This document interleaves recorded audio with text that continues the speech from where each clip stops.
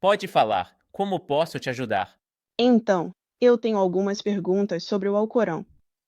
Eu queria me voltar para o Islã, mas, com o meu passado, tem algo que não está me deixando, então eu só tenho algumas perguntas. Se você puder responder isso, pode falar. Ah, desculpa. Primeiro de tudo, Assalamu alaikum. Eu adoro seu podcast. Ah, suas percepções sobre o Islã e Cristo. Ah, antes de mais nada, qualquer desacordo que a gente tenha. Eu espero que a gente consiga manter um tom respeitoso, evitar uma linguagem confrontacional e acusações. Eu só tô buscando entendimento. Ok. Ok. Então, a primeira pergunta que eu tenho é sobre Miriam, como a gravidez dela, tá, no Alcorão. Então, sim, se você ler o capítulo 19 do Alcorão, especificamente. 17 e 20.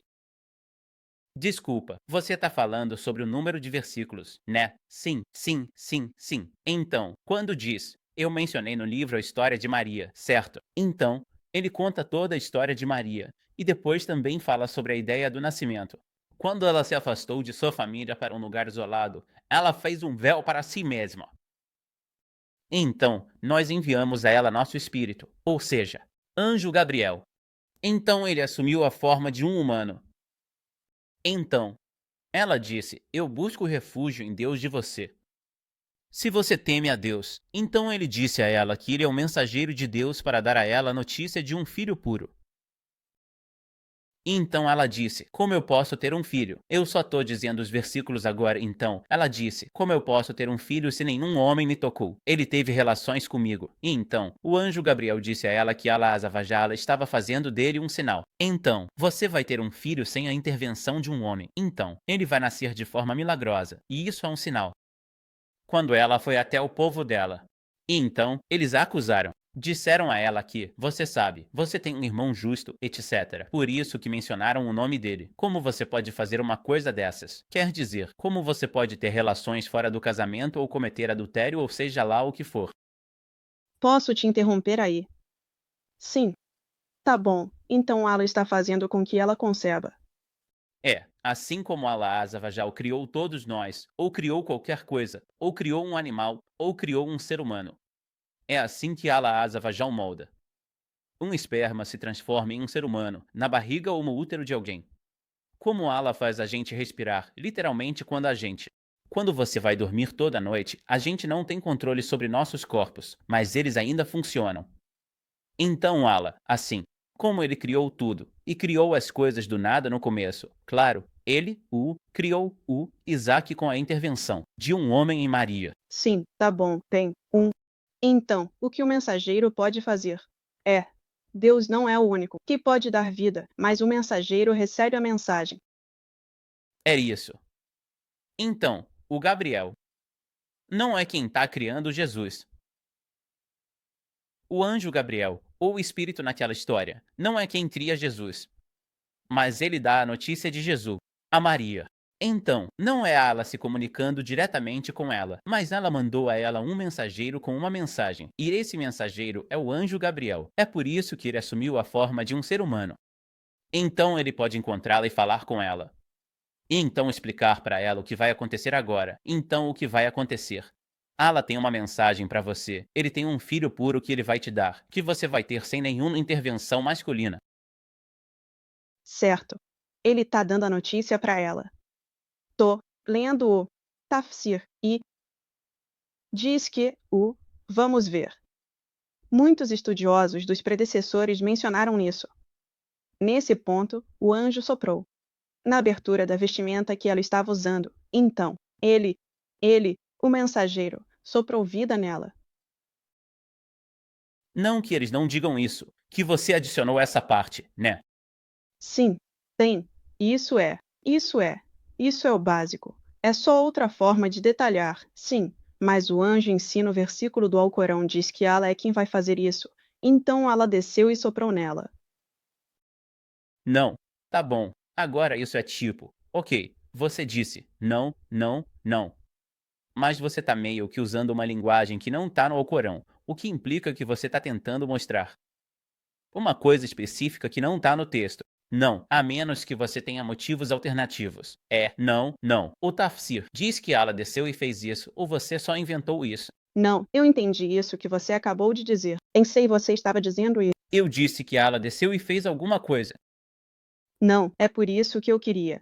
Pergunte mais se era isso que você queria dizer, porque eu pensei que era isso que você queria dizer. Eu não quis dizer isso porque eu não disse. Então, tá bom. Allah Azavajal, como eu disse, cria coisas do nada. O anjo Gabriel veio. A função dele era dar a mensagem. E só isso. É o que o Alcorão diz sobre suas vestes.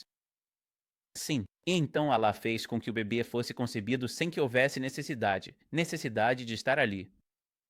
Porque Allah é o Criador, então ele não precisa descer a lugar nenhum para fazer nada. Certo. Então minha pergunta de acompanhamento é: assim como o Criador criou Adão do barro, e ele soprou vida nele. O mensageiro não precisaria de algo para as pessoas. Certo, Allah, esse é o Criador. O mensageiro precisaria de barro ou qualquer coisa, mas eu acho que o que eu tô tentando dizer é, você tá dizendo que Deus precisa do espírito dele. O que eu tô dizendo é que uma parte do espírito de Deus seria necessária. Para dar vida. Para fazer vida no ventre dela. Porque não tem esperma, não tem nada mais para fazer vida além de. Por que crê nisso? Bom, só sem ar, só sem. Por quê? Então, você está dizendo que você acredita em Deus, Cristo. Eu estou assumindo, e eu sei que você é Cristo na verdade, então como um Cristo. Logian, eu acho que eu não sou. Eu não tô decidido. Você pode dizer isso, mas de qualquer forma, tá e daí. Você, como um crente em Deus, o Deus em que você acredita, não pode criar do nada. Você acha ele fraco. Não, não necessariamente fraco, mas ele sempre usa algo, quando precisa criar. Ele te disse isso. Deus te disse isso, que antes de eu criar algo eu precisaria de algo. Por que você está perguntando? Você também tá perguntando de uma perspectiva islâmica. Se você me permitir terminar, sim. Além disso, você está perguntando de uma perspectiva islâmica. O Alcorão é explícito sobre isso. O Alcorão diz que se Allah Azawajal quer criar algo, ele diz, seja. Beleza. Yes. Ok. Allah diz que a gente diz para isso. E é.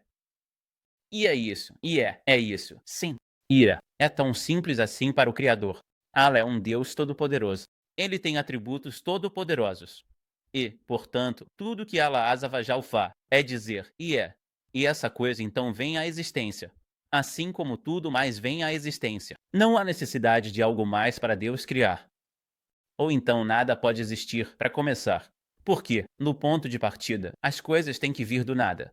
As coisas têm que ser criadas do nada, por definição. Então, às vezes, Deus cria do nada, mesmo na sua visão de mundo, seja qual for, se você acredita que Deus criou o mundo. O mundo não era apenas sem forma antes de ele criar todo o resto. Eu não sei a que você se refere com sem forma. Não havia um mundo para ser formado ou sem forma. Ok. Provavelmente li isso errado. Certo. Bem, você respondeu minha pergunta. O próximo tá. Ok. Eu peguei isso de alguém com quem eu estava conversando. Eu estava dizendo a eles como eu queria me converter ao Islã. E eles me perguntaram se isso significava ser um anti-messias. E eu não sabia. Desculpa, eu não sabia como responder. O quê? Eu não entendi o que você acabou de dizer. Um, então. Alguém me perguntou: ser muçulmano significa ser um anti-messias, já que o Islã rejeita a ideia de que Jesus é o Filho de Deus. Então você disse: ser muçulmano significa ser anti-messias. Então você entrou na questão do Filho de Deus, e essas são duas coisas separadas. O Islã reconhece Jesus como Messias. Sim, então você teve sua resposta. Como pode ser anti-Messias se reconhece Jesus como um Messias? Bom, ela me deu o texto, aquele que nega o pai e o filho. Mas eu não estou interessado no que a Bíblia dela diz. Você está perguntando sobre o Islã, não é? Você está dizendo que ser muçulmano é ser anti-Messias. E eu estou respondendo a você dizendo que o Islã afirma Jesus. A única outra religião no mundo, além do cristianismo, que afirma que Jesus é o Messias é o Islã. Então é impossível você afirmar que o Islã é anti-Messias, por definição, porque é a única outra religião no mundo que reconhece Jesus como o Messias. Beleza, eu entendi. E até a própria Bíblia é contra essa ideia. Se você ler a primeira epístola de João, capítulo 3 ou 4, onde fala sobre o anticristo, ou a pessoa que é contra Cristo é a pessoa que não acredita. Jesus veio em carne. É isso, é só isso que diz. Não acredita.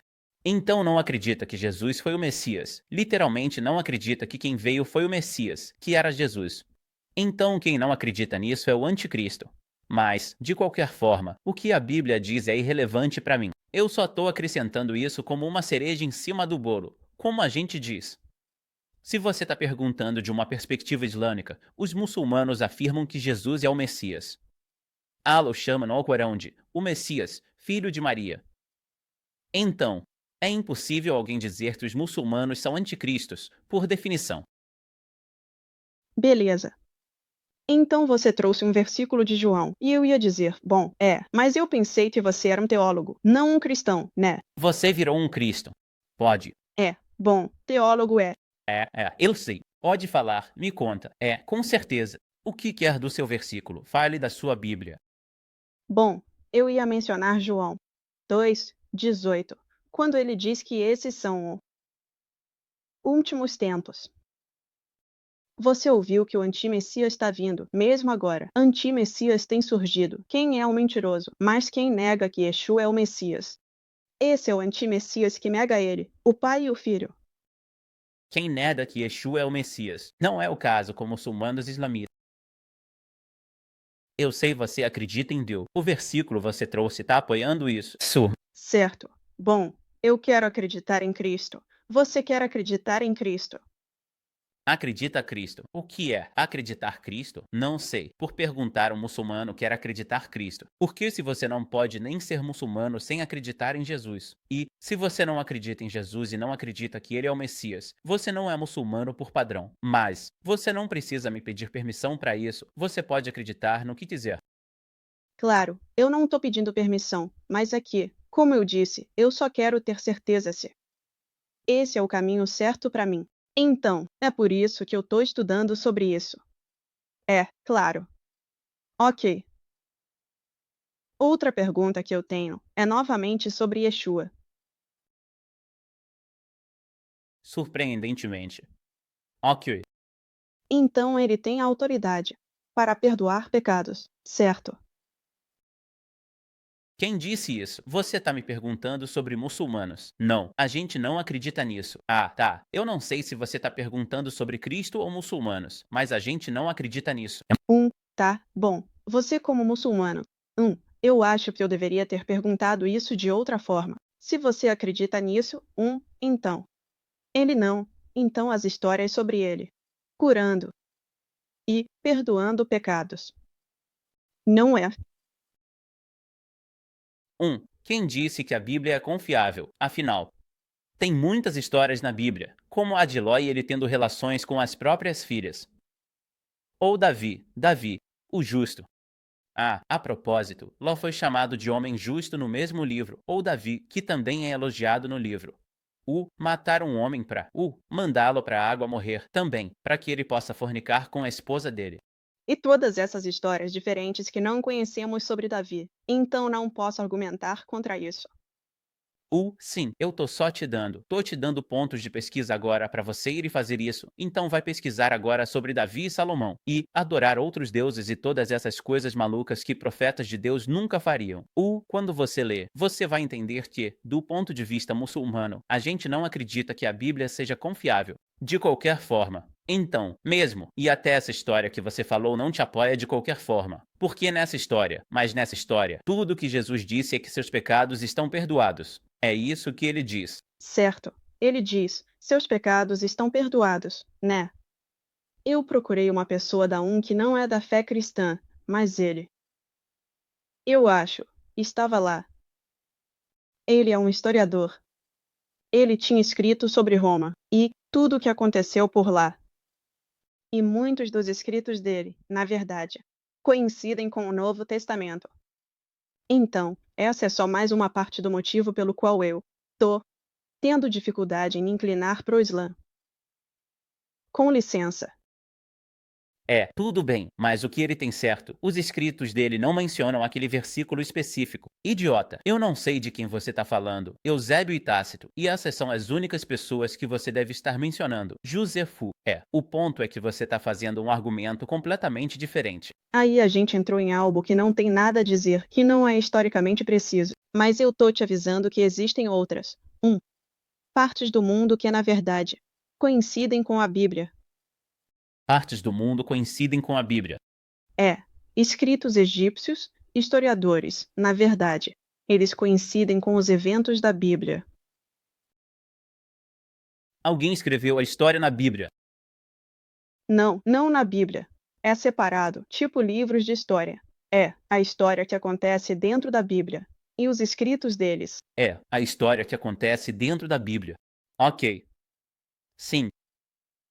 Isso prova. Bom, isso só mostra como a Bíblia não é totalmente imprecisa, como você diz. Não disse que a Bíblia é imprecisa. Essas são suas palavras. Não é histórico. A Bíblia não confiável. Isso não quer dizer que tudo que está nela não é real. Quando a Bíblia diz que só existe um Deus, não afirmamos isso. Nunca fiz essa afirmação. Certo? Então, de qualquer forma, vou te deixar ir porque tem bastante gente nos bastidores. Então, talvez isso tenha respondido às perguntas, aquelas perguntas muito inocentes e sinceras que você tinha, mas de qualquer forma, fico feliz em responder elas, certo? Talvez a gente se veja na próxima vez, certo? Tchau, tchau. Então, obrigado ter um All Pro. Bom dia, ao